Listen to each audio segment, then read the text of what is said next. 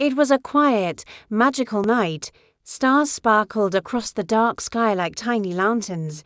8-year-old Luna, with her chestnut-brown hair and wide, curious blue eyes, sat on the porch of her friend Mrs. Flor's cozy little house.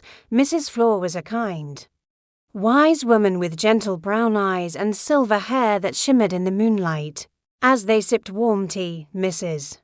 Flor told a story about a hidden garden behind an old wooden fence. A garden where flowers danced under the moon's glow and animals whispered secrets only the night could hear. Sitting beside Luna was her best friend, 10-year-old Felix, a brave boy with sandy blonde hair and sparkling green eyes. He listened with full attention, his mind already imagining the place. Luna's eyes lit up. "Can we go there, Mrs. Flor?" she asked eagerly. Mrs. Flor smiled warmly. "You may, but only if you are fearless and ready for surprises. The garden is full of magic." Felix jumped to his feet. "I'll go with you, Luna. We'll explore it together." Mrs. Flor nodded, then handed Luna a small, shimmering lantern. "This is no ordinary lantern. It will light your way, even in the darkest shadows." With the magical lantern in hand, Luna and Felix walked to the fence.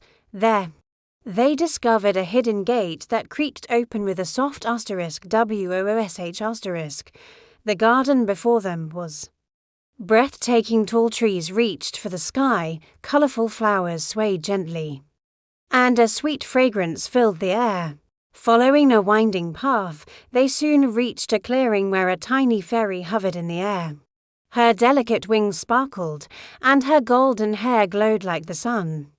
But her face was full of worry. "Please help me," the fairy pleaded. "A precious crystal, the heart of this garden, has been stolen. Without it, the flowers will fade and the animals will leave." Luna and Felix exchanged a determined glance. "We'll find it for you," they said together. The fairy explained that a group of playful goblins had taken the crystal to their cave deep in the garden. "Be careful," she warned. "They love tricks." The three set off, the lantern's warm light guiding them through the twisting paths.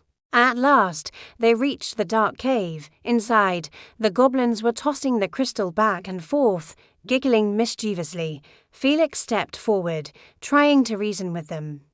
But the goblins shook their heads and darted behind rocks. Then Felix had an idea.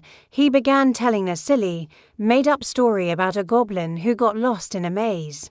The goblins laughed so hard they nearly fell over.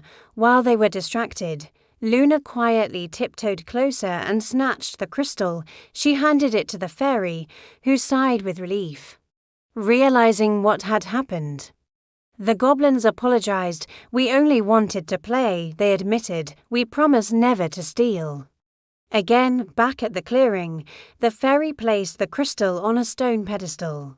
In an instant, the garden came alive. The flowers glowed with radiant colors, and the animals emerged from their hiding spots, chirping, singing, and dancing. "You are now the guardians of this garden," the fairy told Luna and Felix, placing a gentle kiss on each of their foreheads.